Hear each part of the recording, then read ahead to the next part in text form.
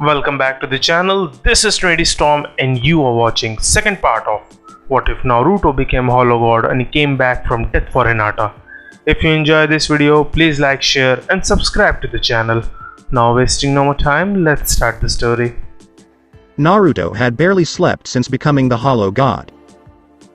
Not that he needed to, because sleep was not a necessity, but he had indulged in it on occasion and regretted it each time. Why? The past always caught up with him there, taunting his mind with what had happened just before his execution. Flashback. Naruto discovered himself chained to a chair. His clothes were ripped to shreds. His blood was almost everywhere. They had tortured him for days on end, with no food or water provided the entire time, in an attempt to make him a quivering mess through physical and mental attacks. They had, however, failed. They failed miserably in their attempts to break him. They wanted him to be broken in order to demonstrate to those who cared how weak he truly was. It would also instill the necessary fear in the hearts of those who silently disagreed with this. "Your execution is tomorrow," Jiraiya said as he entered the room to see his so-called student. "Good. I hate long waits," Naruto said before laughing painfully. "I terminated your contract with the Toads, telling them you were a danger to everyone and unstable due to Kyuubi's power," Jiraiya said, looking at the boy without concern in his eyes. "I see. So all our time together was what exactly? Borrowed? A form of entertainment for you?" Naruto asked, Jiraiya smirking. "Mostly the latter for me. The former for you because this was bound to happen sooner or later. Our time together did give me a chance to properly gauge your potential with what little training Konoha gave you. I'll admit, there's a lot there. Not surprising given your parents were and you could have easily surpassed them," Jiraiya replied, Naruto narrowing his eyes at him. "Then why did you do it? You taught my father, and Tsunade loved my mother as if she were her own, so why betray them?" Naruto asked, his Jiraiya frowning. "Betray them? We honored them. Every day you suffered growing up was to honor those two for their sacrifice in allowing you to live. They endured so much when and paid the ultimate price just so they could bring you into the world. You were just a mistake. An accident neither of them wanted to have, but they had to keep you for the sake of appearances, and the price of it brought about their deaths. So that's your position, huh? Just like all the other idiots in Konoha?" Naruto asked, and was met with a punch to the face. "Watch your mouth, brat," Jiraiya exclaimed angrily. "Do you feel like a big man, Jiraiya? Do you get a kick out of beating up a kid? Are you going to the nearest brothel and tell the whores there the tale of how you single-handedly beat the infamous Kyuubi no Kitsune in its weakened state just to get pity sex from them? Insolent brat. I look forward to seeing your lifeless body burn after the Uchiha kills you, so that it can be said you died with a sense of value," Jiraiya said before leaving his former student to bleed to death in his cell. At a later date. "Hurry up, Gaki. My shift is almost over, and the guards will be suspicious if they see you here with him," Anko said as she opened Naruto's cell door and let Hyuga Hinata in. "Hinata?" inquired Naruto, his blood covering his eyes and making it difficult to see her face. "Naruto!" Hinata exclaimed, almost reaching out to touch him. "Almost. You can't touch me because someone might notice the blood on you and become suspicious." "Why are you here?" said Naruto, with Hinata looking sad at seeing him in this state. I wanted to see you before that," Hinata replied, knowing exactly what was going to happen and how it was going to happen. But she wouldn't be there. Hinata would shut herself away in her room if the situation demanded it. "Ah. I see. I'm surprised you got in here. From what I've heard, You had help getting in, and at a high risk, Naruto said, with Hinata nodding. Anko-san was on shift and knew how much I care about you, Hinata explained as she saw him smile at her despite how messed up he looked and realized his restraints were preventing the Kyuubi from healing him. You are one of the few in the village who does, Naruto observed as Hinata prepared to cry. It's not fair. How can they just use you and then? Hinata cried, while Naruto gave her a sad smile. Because they are trash. No, they are lower than trash. Before I go, Hinata, I just want you to believe in yourself no matter what anyone else says, and keep fighting, Naruto said, with Hinata nodding and tears streaming down her cheek. Hinata. We have to go now. Exclaimed Anko, as Hinata looked at the door before turning to face Naruto again. You should go, Naruto said simply. I will, but there is something I need to do first, Hinata said as she approached Naruto, knowing she would never get another chance like this again. Hina HMMP. Exclaimed Naruto as Hinata did something that stunned the blonde and would do so for the rest of his life. She gave him a kiss. I love you, Naruto-kun. No matter what happens in life, I will love no one else, and swear on my Nindo that will never change, Hinata said as she had some of his blood on her face but didn't wash it off in his presence, and saw tears running down his face. He was adored. He was truly adored. Thank you for telling me, Hinata. I can now die happy knowing someone loved me for me, Naruto said as he felt an invisible weight lift from his shoulder and saw Hinata walk out of his cell door. 1 hour before the execution. Anything you want to say to me before you die, brat? Tsunade asked, her face contemptuous. Yeah, I do. Go drown in sake like you did when I first found you, Naruto replied, before Tsunade grabbed him and slammed him into the wall. You little shit. You insult me even now. I can break your body in so many ways right now despite it already being in shambles. Give me one good reason why I shouldn't. Tsunade asked, Naruto grinning at her. Because the people want Uchiha Sasuke to kill me. Any more injuries could jeopardize what the people want. Who do you think they'll blame for that after I'm dead from your carelessness? Countered Naruto, with Tsunade looking irritated before grabbing the necklace he was wearing and ripping it off. If it hadn't been for the fact that Uchiha Sasuke would benefit from this and give me public support from the village, I'd have killed you myself. Replied Tsunade before dropping the boy on the floor and beginning to walk away. Hypocrite. Naruto yelled, stopping Tsunade in her tracks. What did you just say? Tsunade asked, as Naruto grinned even more. You heard me.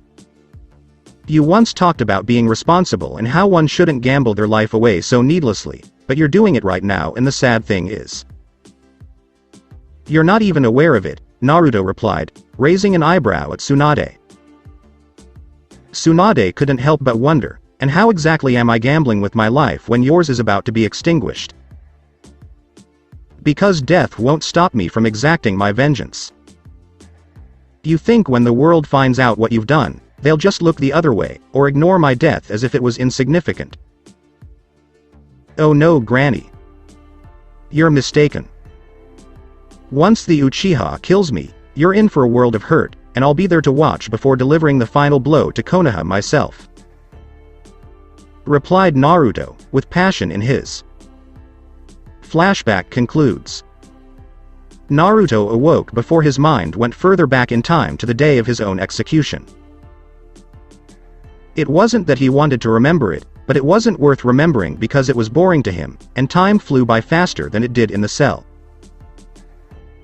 The sound of people cheering Tsunade, Jiraiya, Kakashi, and Sasuke for what was about to happen could be heard.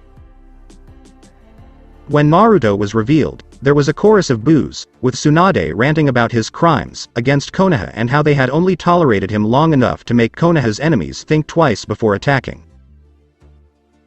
How? With her as Hokage and Jiraiya back in the village, he was no longer required.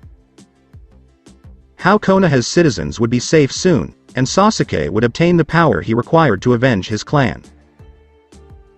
The crowd had devoured it like a hungry Akamichi at a buffet table. Sasuke may have won the battle by taking my life, but I won the war by denying him what he wanted and making all of his supporters who had banked on him gaining power from my death realize they had invested poorly, thought Naruto, knowing that much had happened after his body was burned and his soul lingered to see the aftermath of the Uchiha's fit in not getting what he wanted. A knock on his bedroom door was heard before a female errand car entered wearing maid attire and bowing. My apologies for disturbing your sleep, Naruto-sama, but Ulquiorra has returned his findings and wishes to report them to you immediately, the maid said as Naruto frowned. No, it's fine. I just woke up. How long was I asleep? Naruto asked as he got out of bed and headed for the shower. 2 days straight, Naruto-sama, said the maid. I see. Tell Ulquiorra I'll see him soon. I need to get cleaned up. Tell Haribel and Stark I'd like them to be there when Ulquiorra gives his report, Naruto said as he entered the shower to prepare for a long day. Yes, Naruto-sama, the maid replied before departing. The throne room Las Noches. Welcome back, Ulquiorra, Naruto said warmly. It's good to be back in Las Noches, Naruto-sama. I've finished scouting the elemental countries and am ready to deliver my report, Ulquiorra said before pulling out his right eye and holding it in his hand. Proceed, Naruto said, bracing himself for what he was about to witness. Yes, Naruto-sama, Ulquiorra said before crushing his eye and revealing his scouting memories. Naruto examined everything that was shown to him. His mind was processing every detail, every single thing Ulquiorra saw, and every single person the Espada met on his journey. It had been several thousand years since Naruto became the hollow god of Hueco Mundo, but here in this dimension that was his realm, those in Soul Society dubbed the world of the living, had been here for roughly 3 to 4 years. It was difficult to tell, and seen how the years had treated people around them. While a few years had passed, that didn't mean that nothing had changed or remained the same for the elemental countries. People he knew had aged, changed, and looked very different from the last time he saw them. Gaara was still alive. No less than the cage. The Biju inside him, according to what Ulquiorra had gathered while in Suna, had been taken by the Akatsuki and left to die if it hadn't been for Konoha's shinobi. Though it was only done to keep the two villages' alliance intact, as Gaara was not pleased with Naruto's execution after retrieving Sasuke. Naruto smiled as he observed Gaara's dissatisfaction with the group that had saved him and had been respectful to them with only a hint of disdain for their presence in his village.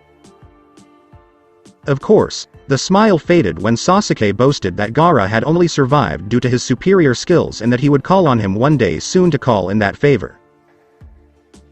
When the Uchiha locked eyes with Temari, he had lust in his eyes, which caused the woman to frown at him.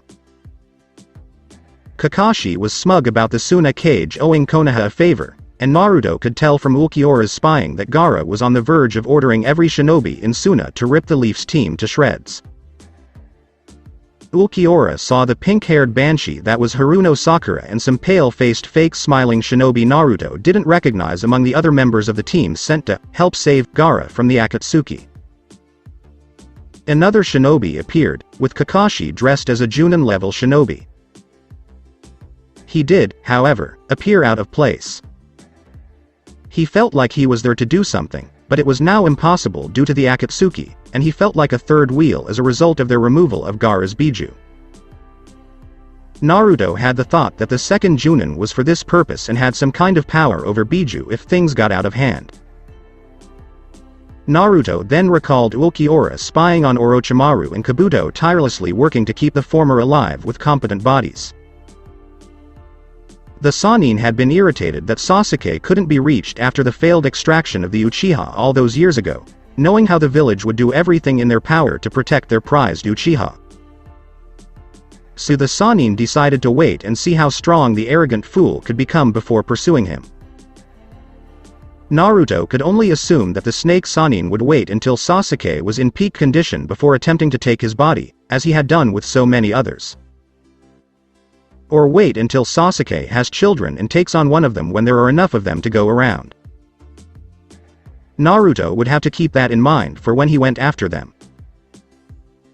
Shifting deeper into Ulquiorra's memories, the Hollow God of Las Noches noticed the Espada had entered the Akatsuki's underground headquarters and witnessed one of their meetings. No one expected the Espada, and no one in the room detected him because chakra for any Arrancar was essentially civilian level at best, though they were more interested in detecting much higher levels. Not only that, but Ulquiorra had managed to keep his spirit energy to a bare minimum in case they detected anything from him. Apparently, the group had been extremely active in recent years. Gaara's Biju was taken first, then those from Han and Roshi in Iwa, though Ulquiorra overheard that no one in the village cared about them. The people in that village, like Konoha, were relieved that their Jinchuriki had died and didn't care about the two lost souls. Waterfall was next on their list as they waited for the Three Tails to appear soon after the Mizukage's death, which occurred a month before Naruto's, and the other Jinchuriki from Mist, who is currently Mia from everyone. The two in Kumo remained, despite the fact that they were on the verge of capturing the two-tailed Jinchuriki and were planning how to do so. The Raikage's little brother, the eight-tailed Jinchuriki, had become a master at using the Biju's power, so capturing him last would be the most difficult. Pain even stated that he would handle the eight-tailed Jinchuriki himself when the time came after the others were secured. There was also the issue of this Tobi character, but that could wait until their ranks were thinned and they could learn more about him. Then came Konoha, with Ulquiorra walking into the village like a simple civilian, despite the fact that his clothing and the hollow skull on the side of his face had gotten him quite a few looks. Some shinobi wondered if he was the big brother of Sai, the pale-faced fake-smiling shinobi who accompanied Sasuke to Suna. Ulquiorra pretended to be a simple traveler, passing through villages and posing no threat to Konoha. Some people raised an eyebrow at Ulquiorra because he said it with a straight face and without emotion. Ulquiorra inquired about Konoha in the manner of a tourist. How were things going in the village? What's the latest town gossip? Naruto smiled as he remembered how Konoha had been scorned by the various countries he had assisted on his missions. After the death of the demon child, Wave Country apparently became stubborn toward Konoha and cut off all trade with Fire Country. With the bridge completed, Wave was no longer cash-strapped, allowing trade with a variety of other countries to flourish. To honor the Uchiha, Tsunade demanded that Wave's daimyo rename their bridge, the Great Kakashi Bridge, if not, the Great Sasuke Bridge. Our country would rather be dirt poor under Gado's rule than honor that traitor or your village after you killed our hero, said the Wave daimyo, and that was the end of it. Ulquiorra's memory of Konoha changed to that of a newspaper, which he quickly stole without anyone noticing and read the highlighted portion in big fat letters for all to see. What was on there made Naruto grip his throne so tightly that the armrest shattered, rage filled his eyes, and he had not felt so enraged in a long time. In 3 days, Uchiha Sasuke will marry Hyuga Hinata. Hokage will perform at her own wedding. Ulquiorra, Naruto said in a deadly silent tone, Haribel and Stark both looking a little nervous at hearing him take that tone. Yes, Naruto-sama? Is something wrong? Ulquiorra inquired, seeing Naruto's eyes glow with power, one blue and the other red. We have a wedding to crash. Haribel, prepare the exequias. Stark. You stay here and protect Las Noches until I return, which means no sleeping, declared Naruto, as Stark sighed defeat. And myself, Naruto-sama? Ulquiorra inquired, intrigued. You're with me, Naruto said as he rose from his throne and walked purposefully past the Espada, Ulquiorra following close behind. Isn't this going ahead of schedule, Naruto-sama? Ulquiorra asked before Naruto was right in his face with such an intense look that the Espada almost took a half-step back. Hyuga Hinata is going to marry the asshole who killed me, and if that wasn't the worst possible scenario for her, it's on the anniversary of my death, and I will not allow Hinata to suffer. Exclaimed Naruto, with the Espada nodding. I understand, Naruto-sama. Please accept my apologies, Ulquiorra said, his gaze fixed on Naruto. Understand, Ulquiorra. Hyuga Hinata is important to me. She may be the most important person in my life. If she is killed or marries Uchiha Sasuke, I will unleash a fury that no mortal man, Hollow, Arrancar, Vizard, Quincy, or Shinigami of any rank has ever seen before in their lives. I will watch this world burn if she marries that arrogant piece of human trash, Naruto. I understand, Naruto-sama. If we are to stop this wedding, we must go now and make sure no vows are spoken, Ulquiorra said, despite the Espada's best efforts to conceal his terror. Then let us not waste time, Naruto said before launching a Garganta with the two inside to land somewhere outside of Konoha so they could join the crowd. Konoha. Wedding day. Hinata sat alone in her room. Her eyes are filled with tears. She wished to perish. She wished she could take a kunai and sever her neck to defy the life that awaited her with Uchiha Sasuke. And on such a day, Tsunade thought it would be ideal for Sasuke to marry on this day, and to Hinata of all people, because the Hokage knew how much the girl adored Naruto. It was done to dishonor Naruto, hurt Hinata, and generally make Sasuke happy in order for him to maintain public support in her favor. Sasuke was only interested in her because, for one thing, Hinata had been training constantly since Naruto's death, and had plowed through many a Hyuga in the spars given to break her down. Sasuke also knew she adored Naruto and wanted to humiliate him by claiming the only girl who adored him. I think I could do it. Just to see the expressions on their faces. On the expression of my father. On the face of Sasuke. Tsunade and Jiraiya's expressions. That, however, would be the easy way out. The cowards escape. Their way out of the situation. Besides, I doubt Sasuke would cry at my death and simply call me weak like Naruto for doing it, Hinata thought as she looked at the wedding gown she had been given earlier to wear and despised the idea of wearing it for the Uchiha. There was only one man she'd wear it for, and he wasn't alive anymore. It didn't take long for a group of female branch family members to enter Hinata's room and begin preparing her for her wedding to Sasuke. However, based on the look on the Hyuga woman's face, branch family members would assume she was preparing for her funeral and burying someone she loved. In a way, Hinata was doing exactly that. You look wonderful, Hinata-sama. A goddess fit for any man, Neji said as he entered the room and saw Hinata dressed. There is only one man I want to be with, and he isn't here, Hinata said as she looked in the mirror. We've talked about it. Your obsession with the demonic monster has to end before the wedding. The only reason Hokage-sama hasn't ordered Yamanaka Inoichi to simply remove your memory of him is because Sasuke wants you to keep those memories, and I think your dislike of the Uchiha is misplaced, Neji said, as Hinata turned her head and glared at him. I know why the Uchiha wants me to keep Naruto's memories, and it's not out of goodwill. Sasuke wants to have a victory over Naruto in every way, and he wants me to know that by using my body knowing he'll have it instead of the one man worthy of being my husband, Hinata stated coldly, with Neji frowning at her. I warn you, Hinata-sama, this will not be tolerated indefinitely. Do not push it, Neji said as he exited the room. Naruto-kun, if you can hear me on the other side.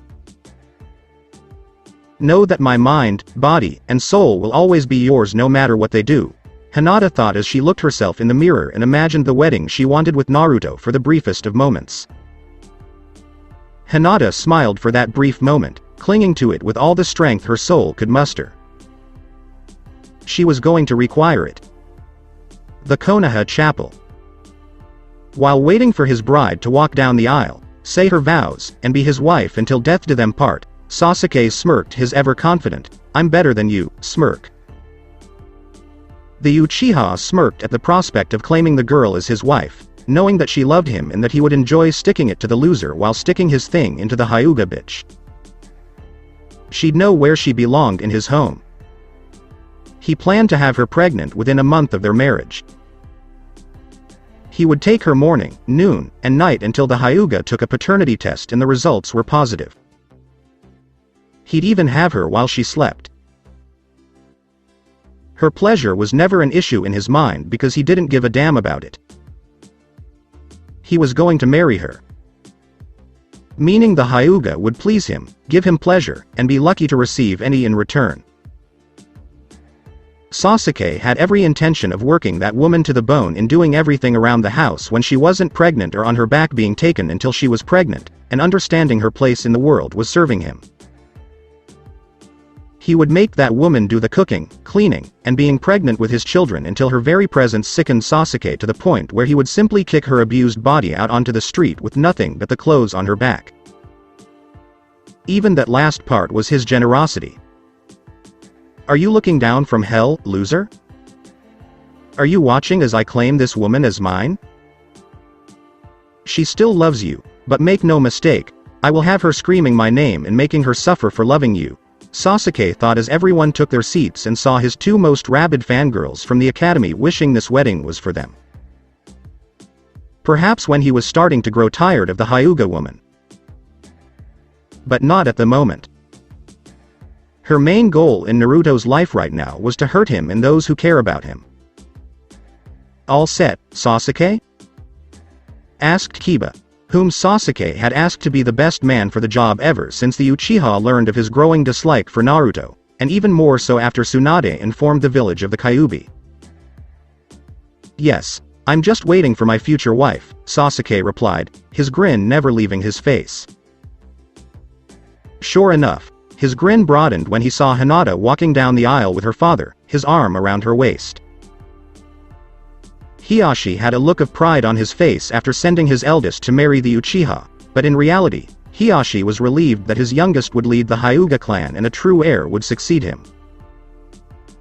Hinata was becoming too powerful for him, and the fact that her way of thinking was at odds with the clan made things worse for him overall, so action had to be taken. He had explained his situation to the Hokage, and how putting Hinata with Sasuke would be the best way to bring him underfoot. Tsunade agreed, and after consulting with Sasuke, the deal was made behind Hinata's back.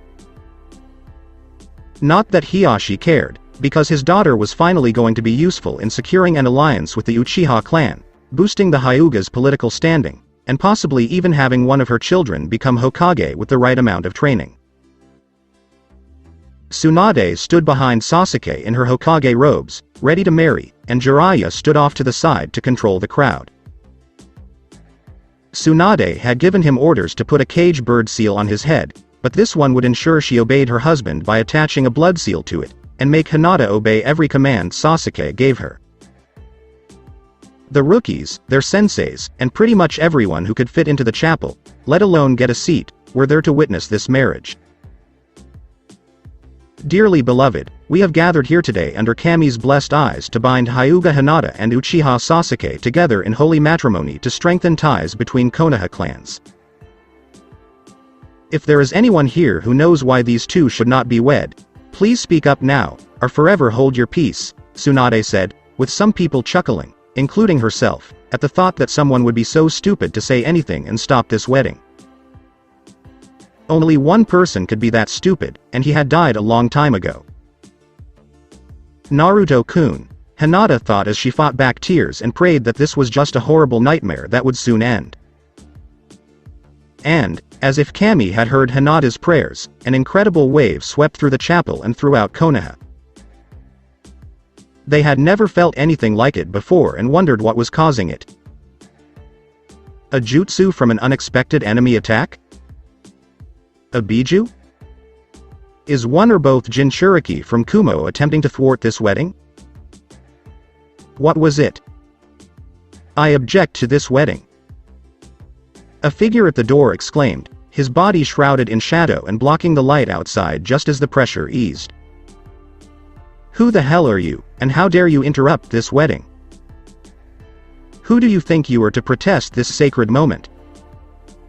Tsunade exclaimed, a chill running up her spine as she heard the figure's voice. There was something about it, as well as the link to the past. What's wrong, Granny? I'm hurt you don't recognize me. Granted, it's been a few years since my execution, but even your brain, as damaged as it is from drinking sake, should be able to remember what I told you in my cell about death? And how it wouldn't stop me from getting my revenge for your betrayal? Asked the figure shadowed in sunlight with his fanged grinning face. No. No. It can't be you. You're dead. Exclaimed Tsunade, recalling that brief conversation, which the woman wanted to deny. Yet. Here I am, Granny. Namikaze Uzumaki Naruto is back. Exclaimed Naruto as he stepped further into the room, where the lighting washed away the shadow on his body and any doubts they might have had. Naruto-kun. Hinata exclaimed joyfully as she saw the man she adored in person. It's impossible. It's a trick. Kakashi himself burned the body after Tsunade confirmed his death with a chidori to the heart, Jiraiya said, while Naruto simply smirked. A trick? You don't believe I'm Naruto. That I'm not your former student, failed weapon you killed out of some misguided need for revenge. Revenge for hurting Konoha's oh so precious Uchiha, who willingly fled to join Orochimaru for power and couldn't care less if you all died the next day. Then there was your need to avenge the Yondaime and his wife after the Kyuubi attacked and was. What are you getting at, brat? Exclaimed Jiraiya, as shinobi surrounded Naruto on all sides. What I'm getting at, you old perverted fool, is that Kyuubi didn't just magically appear just for the fun of it, and go on a rampage simply because it's a mindless beast. On the contrary, Kurama was very intelligent, but had a lot of resentment against humans, and those among the species believing the Biju were meant to be mere weapons for war. What's the big deal? It has no meaning. While his Sharingan was exposed, Kakashi said. Everything is at stake. Uzumaki Mito was the Shoden Hokage's own wife. She was sealed with Kyuubi after Uchiha Madara was defeated by the Shodaime in the Valley of the End. My mother was chosen when she was too old to hold the fox, and she carried the Kyuubi in her body until the night I was born. Someone with a Sharingan eye by the name of Uchiha Madara ripped the fox out of her that night. Tsunade was furious at Naruto as he explained. You're lying. It's a smear campaign against the Uchiha name. Naruto was summoned by a shinobi. If you have any doubts, ask Tsunade. After all, Uzumaki Mito was her grandmother, so she had to know something.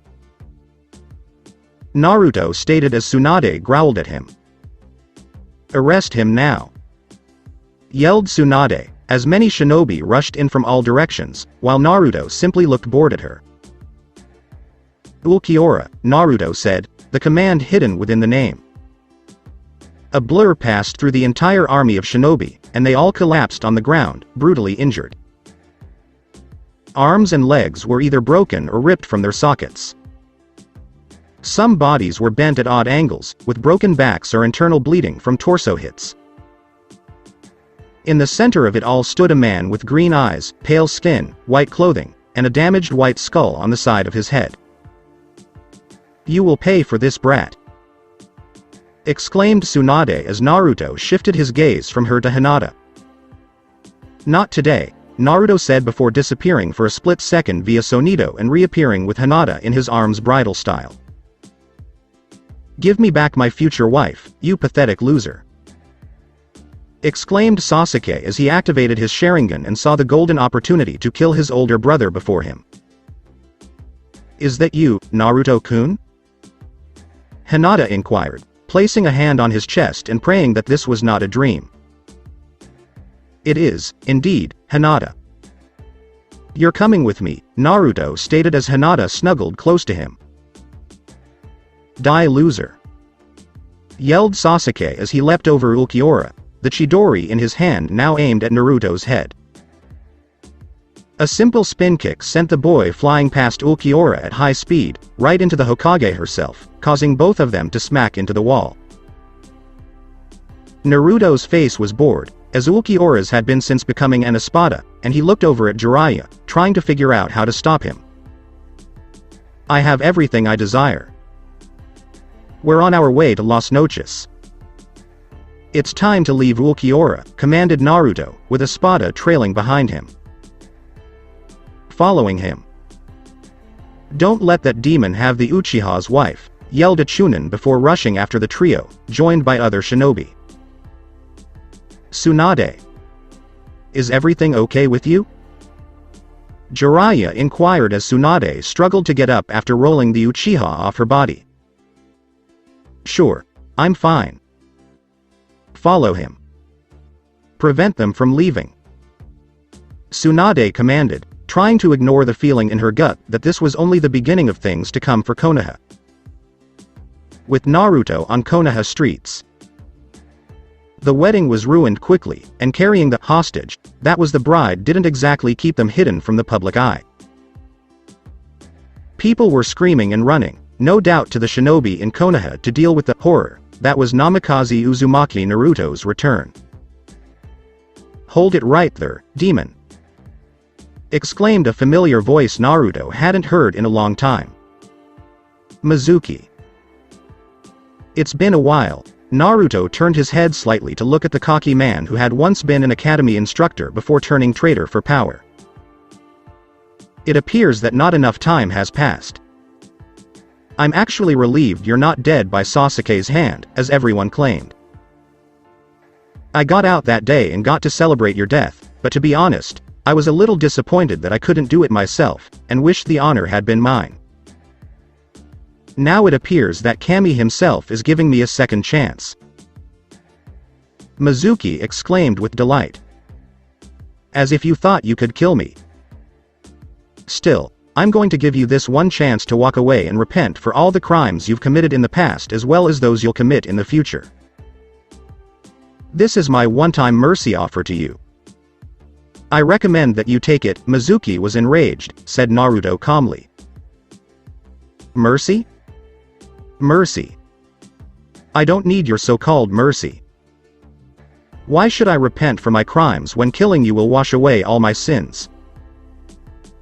Asked Mizuki before letting out a maniacal laugh at Naruto and charging him as if he were invincible.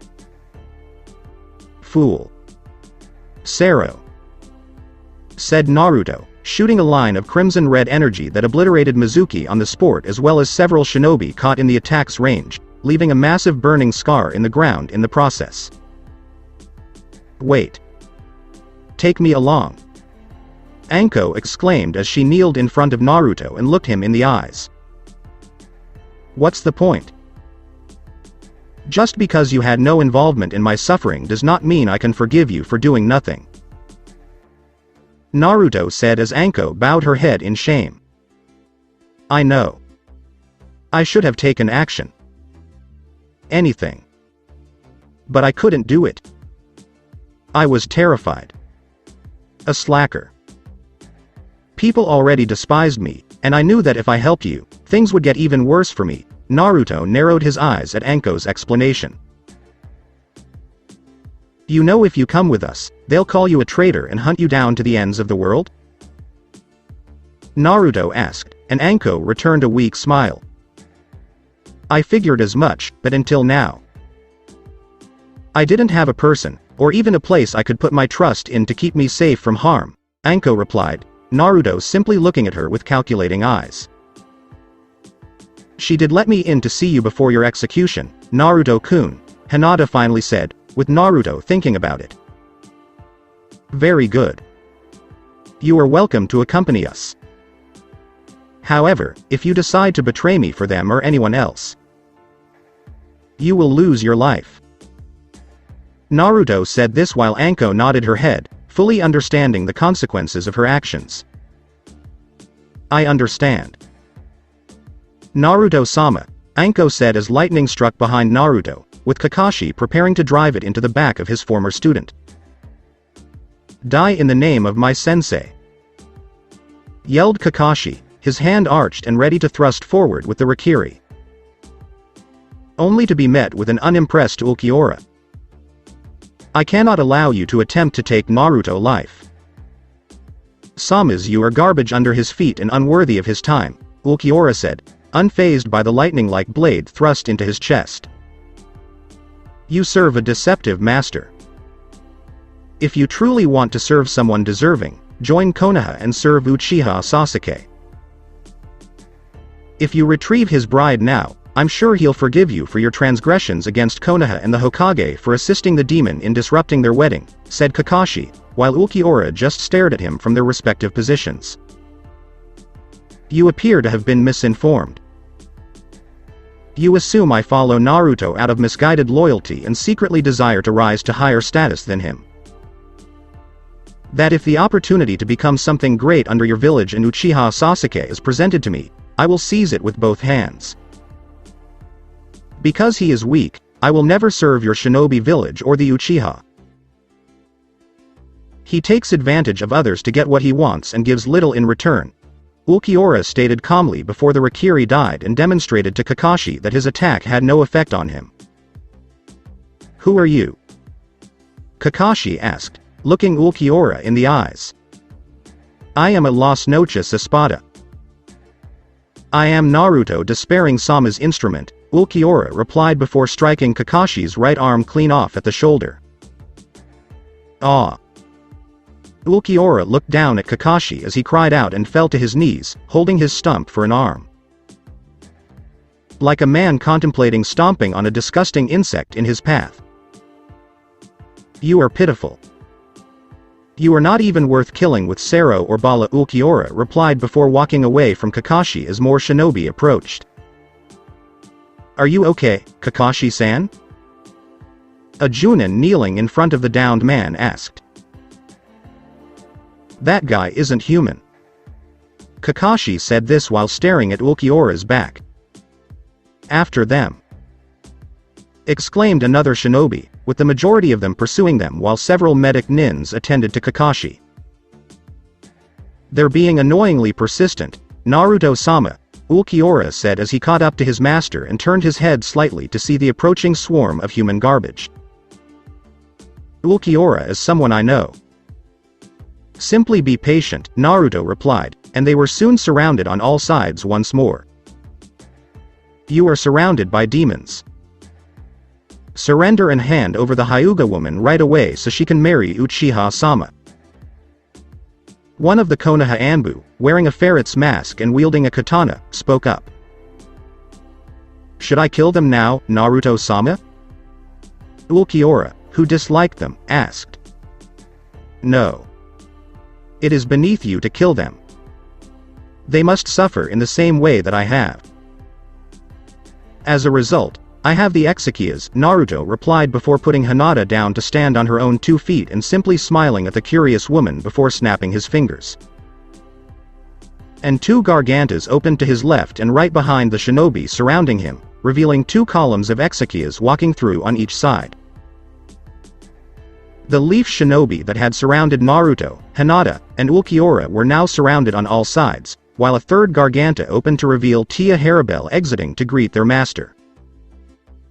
Naruto-sama, Haribel said with a bow, and her Fracha cubed N did the same. Right on schedule, Haribel-san, Naruto said, smiling. Are you ready to leave? Haribel asked, as all the Exekias restrained the shinobi who surrounded them with swords around their necks.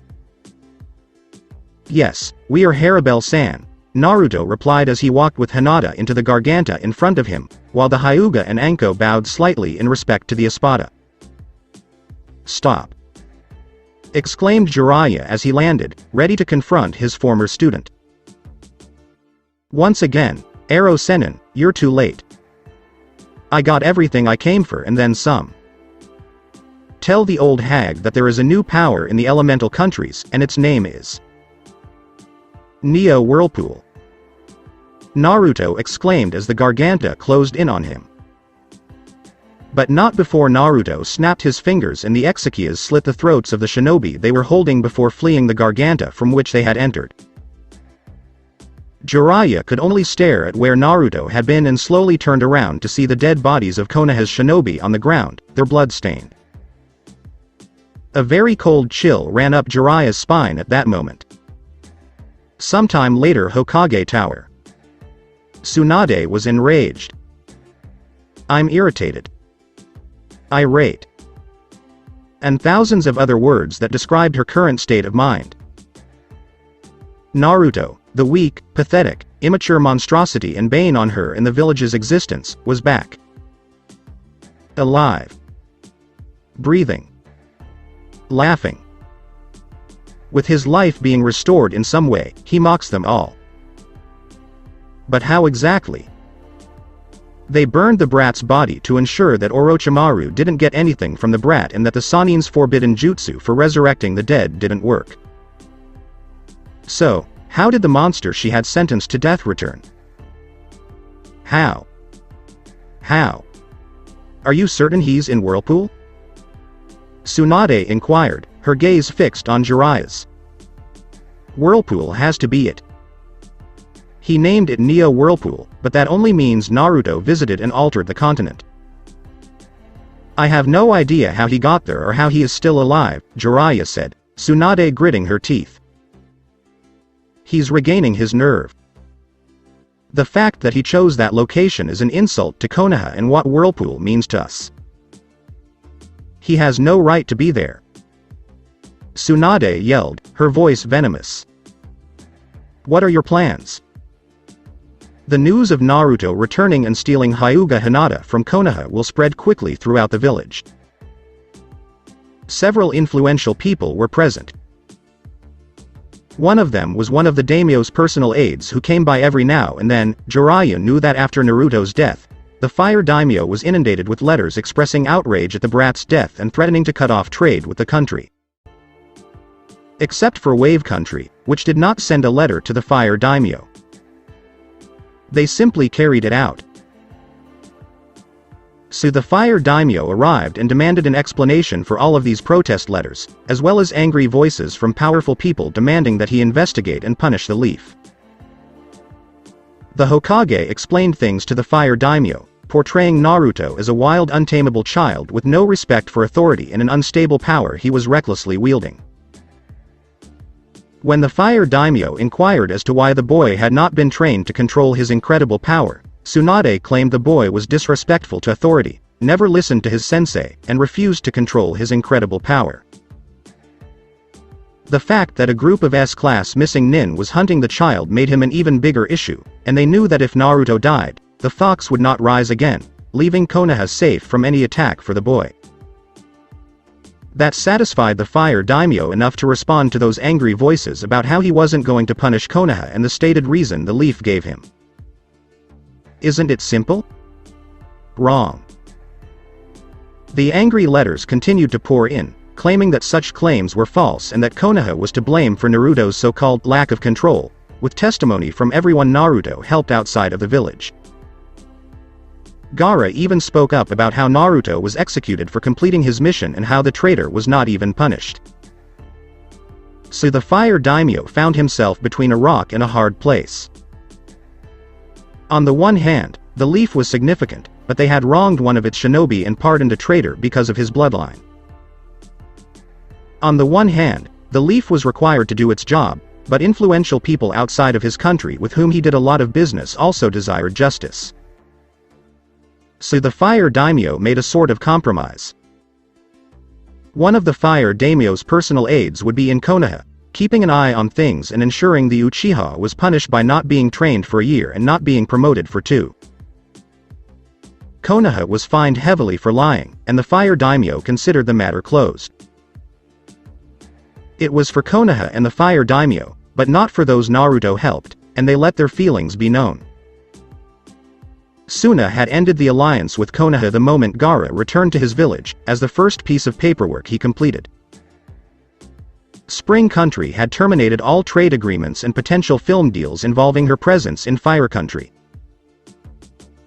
Icha Icha Paradise the movie was one of the first film deals she cancelled in order to annoy Konoha and Jiraiya on a more personal level. Jiraiya had asked why she would, and Koyuki's response was to slap him across the face and call him a pathetic excuse for a man before walking away.